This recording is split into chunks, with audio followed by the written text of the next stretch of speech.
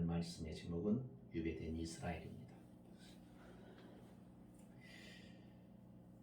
처음에 이 세상의 시작은 하나님이 세상을 창조하심으로 시작이 됩니다. 그리고 이 세상의 모든 권한을 당신의 형상으로 지은 아담에게 그 권한을 부여하시고 권리를 가지고 다스리도록 능력을 주셨고 모든 권리를 이양해 주셨죠. 그런데 이 아담이 죄를 범함으로 결국은 하나님 앞에 큰 죄를 짓고 하나님을 배반하여 죄가 세상에 들어오면서부터는 이상하게도 믿음의 사람들이 하나님의 공동체가 계속 세상의 힘의 강성함에 계속 밀려나는 것처럼 보입니다. 우리가 이 세상을 살아가면서 보면은 교회가 하나님의 관점에서 보면 이 교회를 통하여 하나님은 구원의 역사를 펼쳐갑니다만 인간의 역사의 관점에서 보면은 이 사회가 교회를 계속 핍박하고 공격을 하면서 교회는 점점 역사의 중심이 아닌 역사의 변두리로 자꾸 밀려나는 것을 볼 수가 있어요.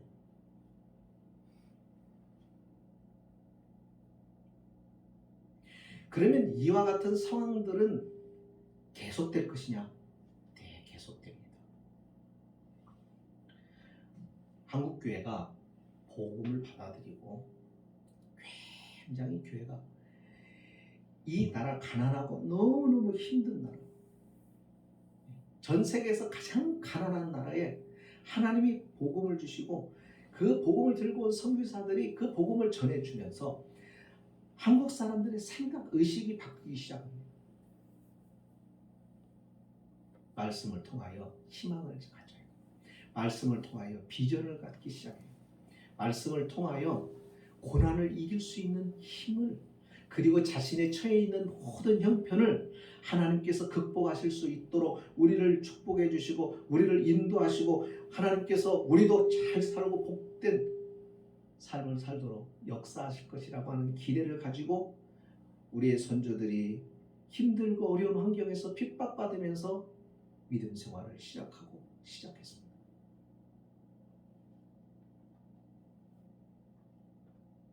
그래서 오늘날에 이와 같은 교회의 풍성함을 이루었죠. 그런데요, 이것이 계속 지속될까요? 여러 가지 위기가 찾아옵니다. 교회는 불신받게 됩니다. 세상으로부터 불신을 받게 되고 이 불신의 파고는 계속해서 교회를 압박하기 시작하고 교회는 점점 작아지고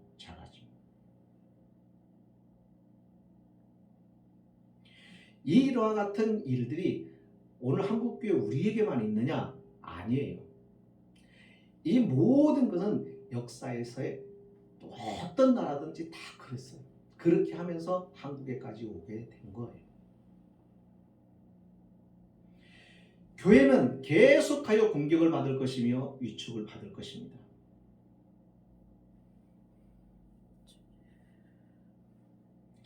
그런 가운데서 교회는, 여기서 말하는 교회는 성도들을 말하는 겁니다. 예배당 건물을 말하는 게 아니에요. 교회는 이 세상에서 나그네로, 순례자로 그 고유의 정체성을 유지하면서 가야 되는 거예요. 우리가 계속 세상의 공격으로, 세상의 문화와 또 세상의 사상들로부터 계속 공격을 받으면서 밀려나는 이 상황을 우리가 받아들여야 돼요.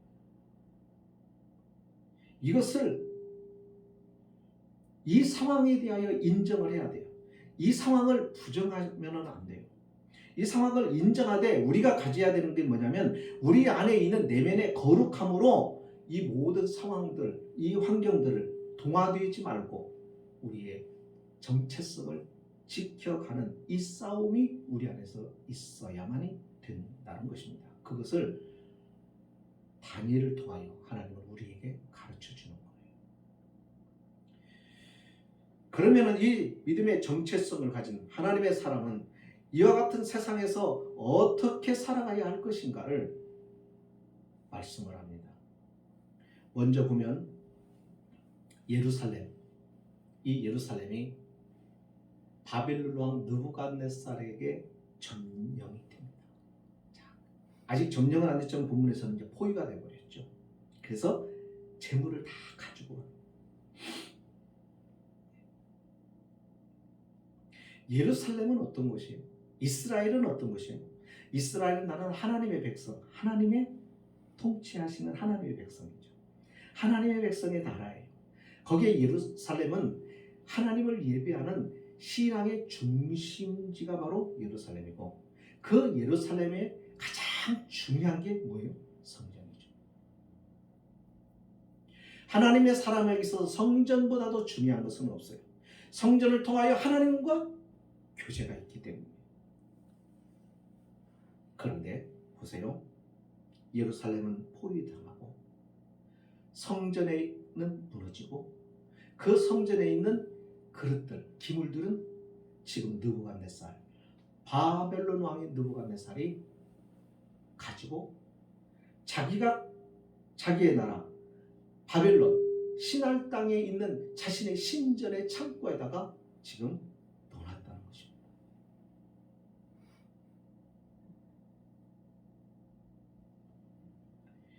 이것을 역사적으로 보면은 성경에서 말하는 이 내용을 역사적으로 보면 이런 거예요. 바벨론이라는 나라가 신흥 강국으로 역사에 등장하기 시작합니다. 힘을 키워가요. 그때 이 느부갓네살 왕이 통치할 때 이집트, 오늘 애굽하고 전쟁이 벌어집니다. 예수님이 오시기 전 605년에 갈그미스라고 하는 곳에서 전쟁이 벌어집니다. 애굽도 굉장히 큰 제국이잖아요. 그래서 큰 제국끼리 전쟁, 세력 다툼이 벌어지면서 바벨론은 새롭게 등장하는 나라고 애굽은 기존에부터 강한 힘을 가지고 있었는데 그 나라가 갈그미스에서 전쟁을 통해서 맞붙게 되는데 그때 애굽이 패하게 됩니다. 그러면서 애굽이 팔레스타인, 오늘 이스라엘 땅에 있는 데까지 영향력을 미쳤는데 거기까지 힘을 쓰지를 못하고 애굽으로 다시 들어가 버려요. 힘의 세력을 키우지 못하고 그냥 애굽으로 거기서 멈춰버려요. 그때 느부갓네살 왕이 팔레스타인 지역이 유다 땅 예루살렘 여기까지 와서 이 성을 점령해 버리는 거예요. 그리고는 거기에 있는 모든 것을 가지고 갑니다. 성전의 기물만 가져가는 게 아닙니다. 여호야김 왕, 그 당시에 유다의 통치자였던 왕을 포로로 붙잡아가고 또 그와 함께 유능한 젊은 인재들을 전부 붙잡아 바벨론으로 끌고 갑니다. 성전의 기물은 왜 가져가느냐면 이거예요. 자신의 신 바두룩이 여호와 이스라엘의 하나님보다도 더 강하다는 것을 보여주기 위해서예요.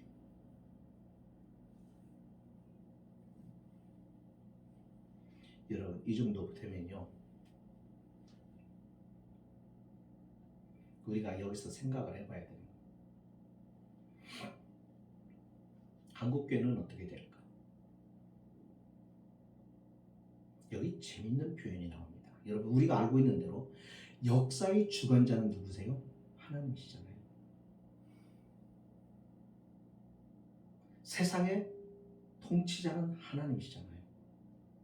그런데 왜 예루살렘은 포위당하고 예루살렘 성전 하나님을 예배했던 그 제사들 했던 가장 중심적인 성전이 그릇들은 다 빼앗기고 왕과 인재들은 다 붙잡혀가는 비참한 상황이 초래되었는가 하는 것이죠. 그 대답을 2절에서 말씀을 합니다. 하나님께서 뭐라고 말씀하시는가 보세요. 주께서 유다왕 여호야김과 하나님의 전 그릇 얼마를 어떻게 했다고요? 그의 손에, 그가 누구요? 느부갓네살 왕, 그의 손에 넘기셨다는 말이에요. 네, 하나님은 역사의 주관자이십니다. 세상과 우주와 만물을 통치하시는 하나님이시고 창조하신 주인이십니다. 그런데 그분이 넘겨주었다는 거예요. 자기의 백성, 자기의 앞에 예배하고 드리는 그 성전을 바벨론 왕 느부갓네살에게 넘겨주었다는 거예요. 넘겨주었다는 거예요. 다시 말하면 솔로몬 성전을 넘겨주어버린 거예요. 하나님의 성전, 하나님의 임재를 상징하는 것이죠. 그런데요, 하나님의 임재가 있었을 때는 강력한 힘을 발휘했어요. 그런데 하나님이 떠나버리신 거예요. 왜요? 이스라엘 백성들이 하나님을 외면해요.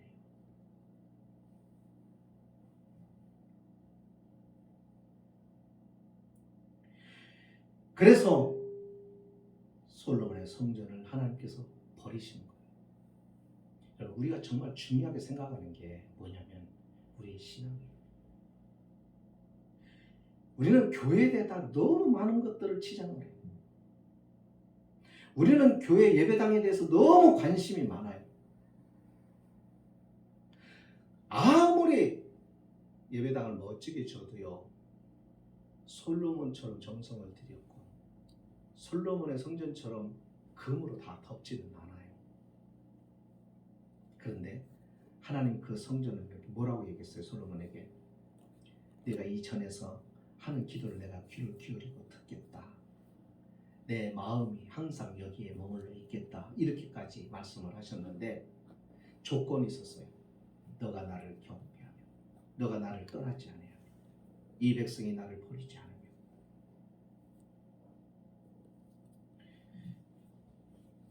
오늘 우리가 우리의 교회를 봅시다. 교회를 구성하고 있는 성도들의 신앙은 어떤 신앙인가요? 우리는 현실을 직시해야 됩니다. 선지자가 있었던 당시에 예루살렘이 멸망하기 전에 선지자들이 나타나서 멸망한다고 그랬어요. 그랬죠?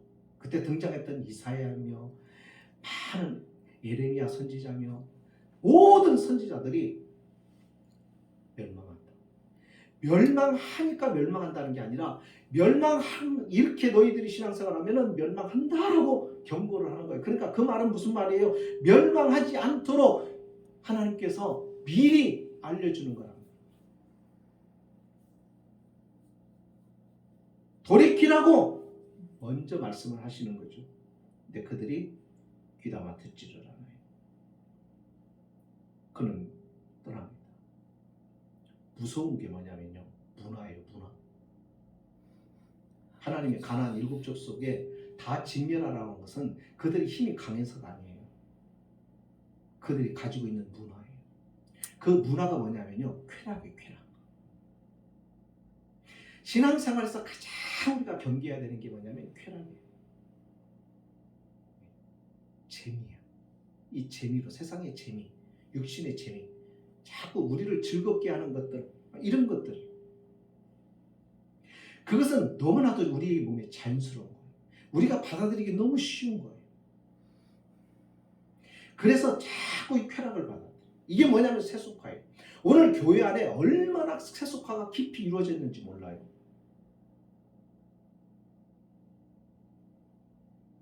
우리가 잘 살펴보면 거의가 다 오염이 되어버렸어요. 죄송하지만 목사인 저 자신도 이렇게 보면 목사들인 우리도 또 엄청나게 오염됐어요. 어느 정도냐면 제가 볼 때는 중세 종교개혁이 일어나기 전에 중세 교회 캐톨릭이 타락한 것만큼 사실은 오늘 이 시대에 타락했어요.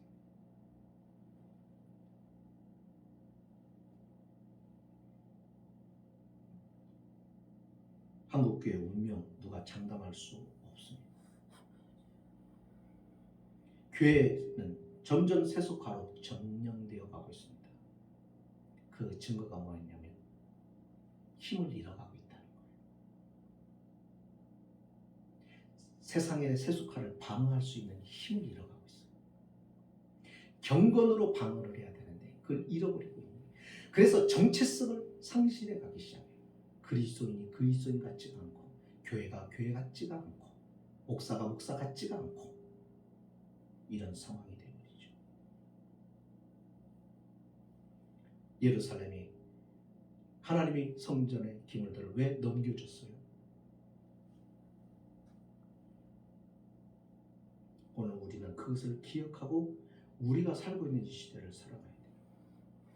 두 번째는 보물들이 옮겨집니다. 느부갓네살은 성전 그릇을 가져다가 자기 신전의 보물 창고에다가 둡니다. 유다에 있는 인재들, 인물들을 전부 데려다가 자기 왕궁에 세웁니다. 거기다 두고 좋은 것을 먹이고 이름도 바꾸고 해가면서 그들을 자기 백성으로 삼아요. 잠깐 보면은 뭐 유다의 소년들은 자기들 개인들이 좋을지 몰라요. 그런데 좋은 것이 아니에요. 왠지 아세요? 느부갓네살이 가져간 것은 성전에 그릇 몇 점을 가져가고 유다 소년들 지혜로운 자들을 몇 사람을 끌고 가고 왕을 끌고 가고, 이게 전부가 아니에요. 이스라엘이라고 하는 나라, 이스라엘이라고 하는 하나님의 나라의 공동체인 이 이스라엘의 미래를 뺏어가 버린 거예요. 이스라엘이라는 미래를 뺏어가 버린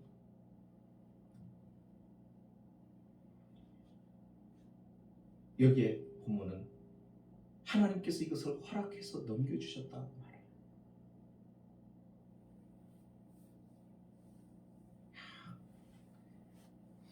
여기까지만 보면요, 이스라엘은 희망이 없는 거죠. 그죠? 여러분 참 역사를 보면 고구려가 회복되었나요? 네? 신라가 회복된 적이 있나요? 나라를 잃고 다시 그 나라의 이름을 붙이고 그 회복된 역사가 별로 있어요? 없어요? 없어요.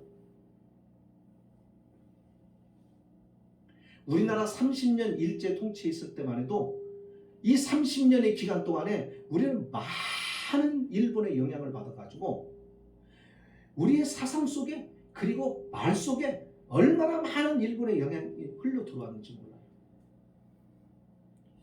그런데 이스라엘 백성들은 훨씬 더 많은 시간들이. 근데 여기에 희망이 있어요. 어떤 희망이냐면 하나님이 넘겨주셨다는 거예요. 하나님이. 이 바벨론이 주도한 게 아니단 말이에요. 바벨론이 강해서, 그리고 느부갓네살이 통치력이 강하고 그의 군대가 강해서 이스라엘 백성이 붙들려가고 유다가 멸망을 한 게 아니라 하나님이 넘겨주셨다는데 소망이 있어요. 하나님이 넘겨주신 것이니까, 바벨론에게 넘겨주신 것이니까 바벨론의 운명 또한 유다의 운명과 같이 누구의 손에 있는 거예요? 하나님의 손에 있다는 거예요. 세상 역사를 보고 세상의 모든 움직이는 것들을 보면은 우리가 볼 때 힘 있는 것이 지배하는 것 같고 강한 나라가 작은 나라를 지배하는 것 같지만은 그게 아니다라는 것을 성경은 우리에게 가르쳐 줍니다. 하나님은 말씀하시는 거예요. 하나님이시다. 지금 우리가 북한 위협을 받죠. 핵 위협을. 세상 사람들의 한계는 거기까지. 믿음의 사람은 이 한계를, 이 눈을 보는 한계를 넘어서 영적인 것을 바라볼 수 있어야죠. 왜 아직도 모든 나라가 자기 민족 간의 분단의 상태로 있는 나라가 지구상에 한 나라밖에 없는 거예요, 우리나라. 왜 이럴까? 우리는 생각해 봐야 하는 겁니다.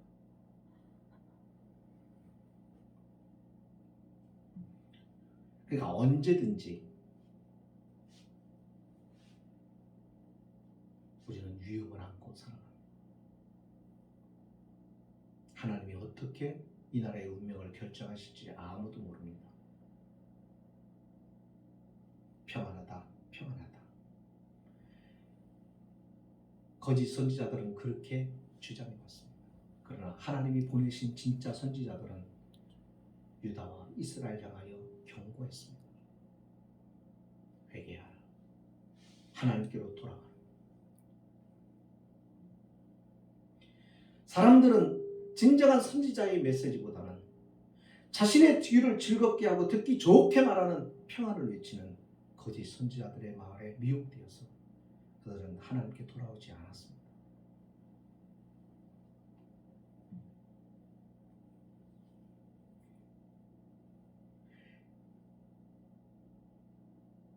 바벨론 제국은 자신들이 점령해서 빼앗은 나라에 가면 왕과 더불어 아주 유능한 인재들을 데려와서 느부갓네살 왕 자기 가까이 두고 신하들로 사용했던 사람이죠. 개인적으로 보면은 어떻게 보면 출세할 수도 있어요. 그죠? 그런데 우리가 기억해야 될 게 뭐냐면 왜 이 똑똑한 청년들을 데려다가 바벨론에 학문을 가르치고 언어를 익히게 하고 왕의 양식을 포도주를 마시게 하면서 그들을 그렇게 키워냈는가요? 왜 그들에게 정성을 기울였는가요?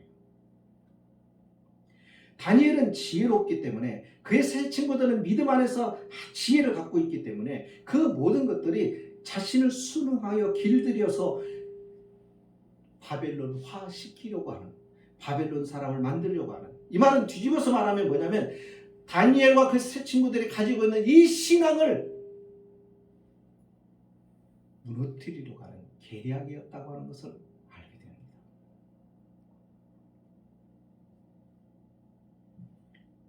그렇기 때문에 그들은 자신의 신앙을 포기하지 않는 거예요. 오늘 세상을 보세요. 하나님을 부정하는 이 세상을 보세요. 마치 이와 같지 않아요? 이 바벨론에 붙잡혀온 다니엘과 이 세 친구들, 이 신앙의 사람들처럼 우리는 세상에 지금 바벨론이라고 하는 하나님 모르는 이 세상에 우리도 유배되어 온 것 같이 느끼지 않으세요? 신앙생활 하다 보면은 이와 같은 상황들을 우리가 느끼지 않으시나요? 하나님을 부정하는 이 세상은 우리에게 이렇게 말합니다. 더 이상 하나님의 통치를 따르지 말라고. 이제 이 세상의 질서에 순응하고 살라고. 세상은 끊임없이 우리에게 그렇게 유혹합니다. 그러면서 우리를 유혹합니다. 바벨론 왕이 유다에서부터 붙잡아온 이 다니엘과 그 세 친구들에게 갈다의 학문을 가르칩니다. 그들의 언어를 습득케 하고 그들에게 왕의 진미를 먹게 하고 그래서 왕 가까이서 부요와 풍요를 누리게 하는 거예요. 그들을 위한 것이 아니라 자기 느부갓네살 자신을 위한 것, 바벨론을 위해서 그렇게 하려는 것입니다. 그리고 그들이 가지고 있는 신앙에 다 빼앗으려고 하는 계략이죠. 그러니까 다니엘은 그래서 자신의 정체성을 지키기를 원했던 거예요. 생각해 보세요. 만약 그들이 분별하고 믿음을 지키지 않았다면 어떻게 됐을까? 반대로 그들이 분별력을 가지고 믿음을 지켜냈다고 한다면 하나님의 역사는 그들을 통하여 계속 진행되는 것입니다. 유다라고 하는 자기 나라는 멸망해서 없어졌지만 그러나 유다를 구성하고 있었던 그 다니엘과 같은 사람을 그들이 그 믿음을 가지고 있는 한 하나님께서 그들을 통하여 일하시잖아요. 왕조가 바뀌어도 다니엘은 그대로 있습니다. 심지어는 제국이 바뀌어버려요. 바벨론에서 이제는 시리아,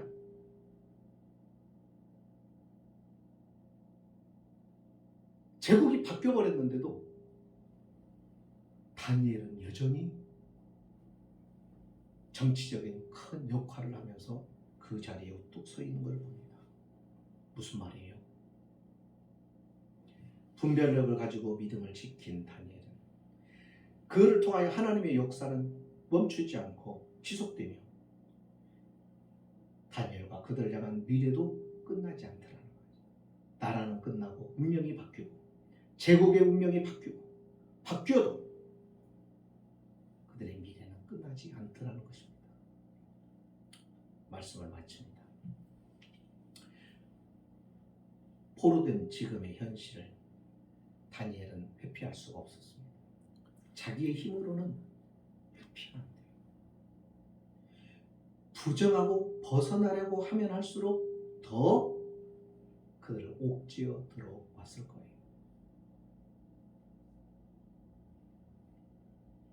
실제로 유다의 왕들은요, 바벨론의 제국이 침략해서 그들이 유다를 멸망시키고 우리들의 왕을 끌고 갈 것이다 하고 선지자들이 이미 예레미야도 예언을 했어요. 그러니까 어떻게 하라고 했냐면, 그러면 싸우지 마라. 그냥 포기를 해라. 그러니까 유다의 왕들과 신하들이 어떻게 그렇게 말했어요? 저거 매국노 아니냐? 그랬습니다. 선지자들은 하나님이 이 일을 행하시는 것이다 라고 말한 거예요. 그러니까 그 하나님이 행하시는 일에 순응해라. 그런데 유다 왕은 그렇지 않았어요. 그래서 바벨론과 겨누기 위해서 바벨론에게 자신이 싸워서 이기려고 애국하고 가까워지고, 결국 그렇게 하면서 애국을 쳐버리니까 이제는 오갈 데가 없게 되어버리고 결국 침략을 당하게 되고 맙니다. 여러분, 역사의 주관은 하나님이 하시고 하나님이 주어야 하시고, 오늘날 교회가 약해진 게 코로나 때문이 아닙니다.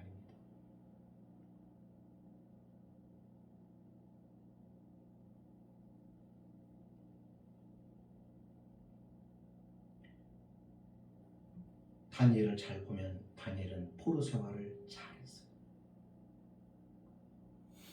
포로 생활을 잘하는 것도 믿음 생활이에요. 그는 왕에 대하여 극진하게 존중해줍니다. 윤봉길 의사처럼 와서 이렇게 안 해요. 이거는 세상 사람들이 하는 거예요. 우리는 하나님의 통치와 역사를 봐요. 다니엘은 그 왕에게 어떻게 해요? 예절을 다합니다. 왜냐하면 그 권위는 하나님께로부터 오는 거니까. 하지만 신앙의 문제에 있어서 분명하고 확실하게 말합니다.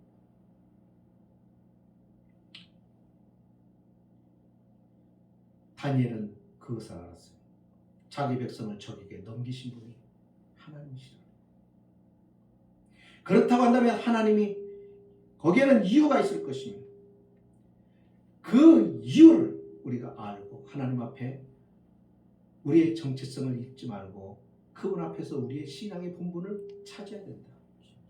그리고 하나님께서 회복해 주실 때까지 기다려야 된다. 참아야 된다. 인내해야 된다. 이것을 그는 알았기 때문에 신앙을 붙잡고 그 모든 포로 기간 속에서 그의 일생을 그렇게 살아갑니다. 순응하되 수용하되 그 환경과 그 역사를 수용하되 순응하거나 동화되지는 않고 그 안에 늘 거룩함을 간직합니다. 신앙이 변질되는 이유가 왜 그러냐면 이 거룩을, 자기의 정체성을 잃어버리기 때문에. 환경이 문제가 아니에요. 코로나가 아니에요. 결국은 이거예요. 코로나 때문에 성도들이 안 나오는 게 아니라 처음부터 그만한 믿음이 안 된 거예요. 그만한 믿음의 분량이 없었던 거예요. 그만큼 신앙의 자기 정체성을 분명히 하고 있지 않았기 때문이에요. 그래서 동화되어 버리는 거예요. 우리는 다니엘을 통해서 그걸 알 수가 있고 배울 수가 있는 겁니다.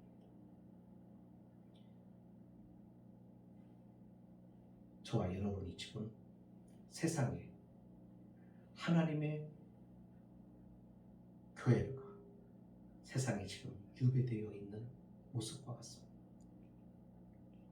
그러면 오늘 우리는 여기에서 이 세상에서 어떻게 이 모든 역사를 주장하시는 분이 하나님이시니까 이 모든 환경을 불평 없이 수용하지만 이 환경과 사상과 세계관과 우주관의 역사관에 우리를 순응해 가는 것이 아니라 우리는 거룩함으로 우리의 본분, 우리의 정체성을 지켜가는 것입니다. 그것이 신앙생활이죠. 그래야 거기에 믿음의 승리가 있고 하나님이 함께 하시는 은혜가 있는 것이죠. 우리는 그렇게 믿음 생활을 해야 할 줄로 압니다. 기도하십니다. 자비하신 주님,